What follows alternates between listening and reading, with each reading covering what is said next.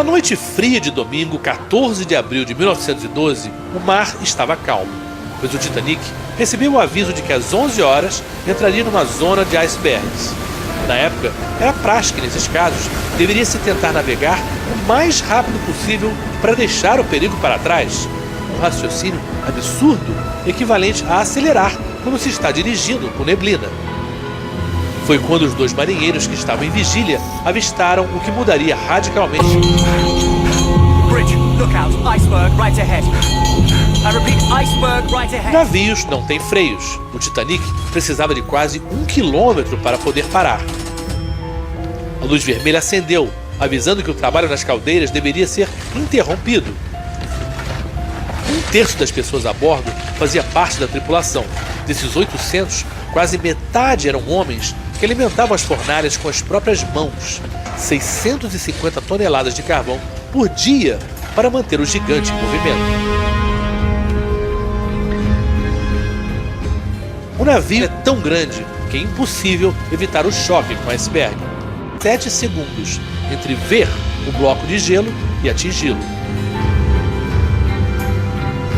Chega a ordem para baixar as portas à prova d'água que fechavam os 16 compartimentos do Titanic. Cada porta pesava 1 tonelada. Elas levavam 30 segundos para se fecharem completamente. 30 segundos que naquele momento o Titanic não tinha. Às 20 para meia-noite aconteceu o impacto.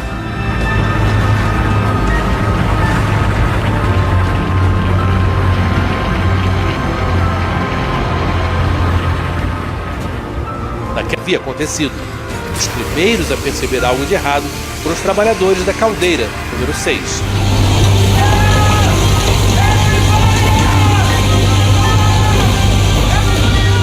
A manobra evitou uma colisão direta, mas o casco do navio raspou na parede de gelo, afiada como uma faca, que foi suficiente para perfurá-lo.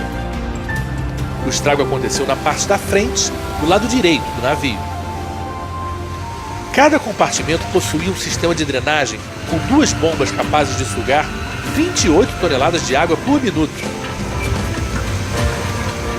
Isso poderia salvar o Titanic, mas era água demais entrando sem parar. Principalmente porque o capitão do Titanic, Edward Smith, achando que os danos não fossem tão grandes, deu ordem para os motores voltarem a funcionar, ainda que numa velocidade menor.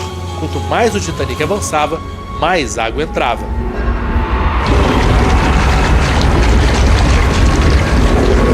Chegou às 11h52. O capitão toma a decisão de parar os motores novamente, deixando o Titanic à deriva. All stop, Mr. Maddock.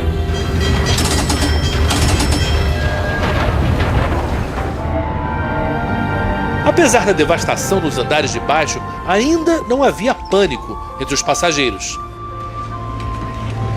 A comunicação com eles era complicada. Não havia luzes de emergência, alarmes ou alto-falantes.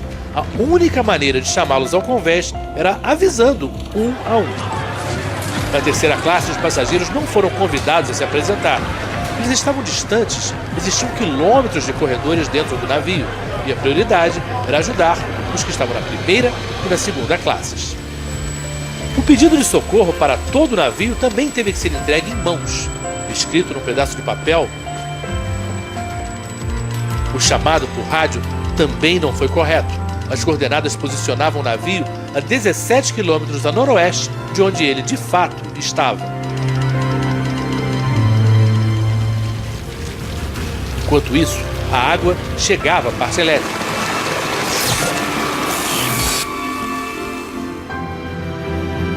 E os rebites da fuselagem, eles ficaram quebradiços depois de tanto tempo submersos na água gelada.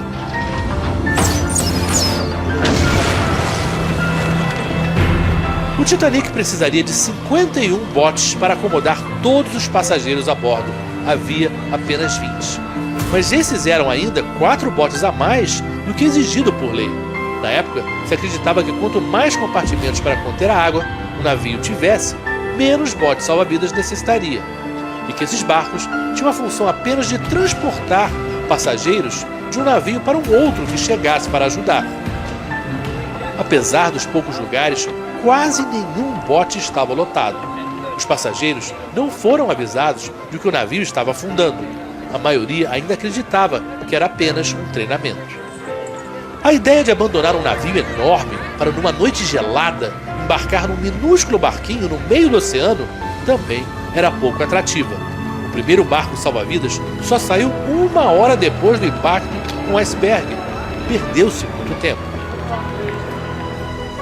A proa já estava tão baixa que a água conseguiu invadir os canos e dutos de ventilação, tomando conta de todo o navio. O Titanic ficou instável e começou a balançar. Só aí veio o choque de realidade. O naufrágio começou a inundação, que estava forçando o Titanic para baixo. A água estava gelada. Muitos morreram de frio. Os coletes salva-vidas também se mostraram perigosos. Tinham uma espécie de rolha dura na parte de cima. Quem pulou com ele no alto se feriu gravemente ao atingir a água.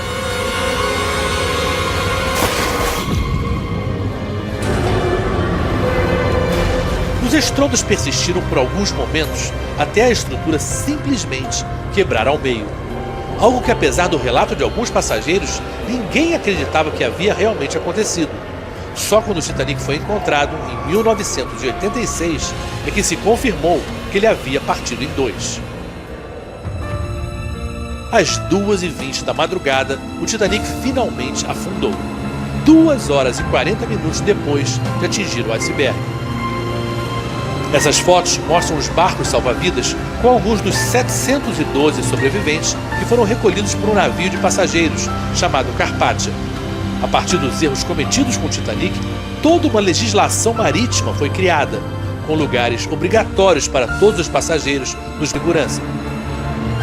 E claro, ficou a lembrança de uma história triste e dramática, que fala de heroísmo e covardia, coragem e medo, riqueza e pobreza, e que faz tanta gente pensar como seria estar lá naquela noite 100 anos atrás.